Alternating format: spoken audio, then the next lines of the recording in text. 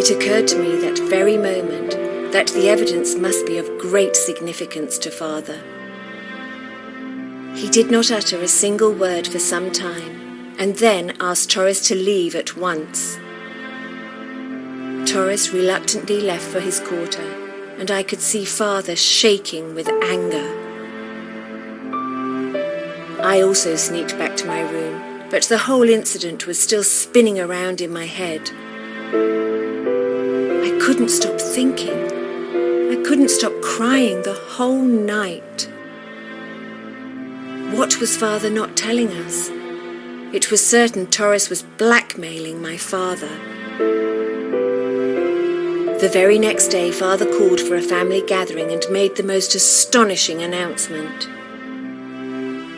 The wedding was going to take place on the Jangada, and that was going to be tomorrow. Nobody knew what forced Father to make this odd decision, but realizing the intricacy of the situation, everyone remained quiet. None but I knew the background of this entire incident. My father, after knowing Torres's cruel intentions, decided to go ahead with the marriage before Torres can act against him. It was a gamble, a big gamble, but all I could do was to pray that everything goes well for all of us.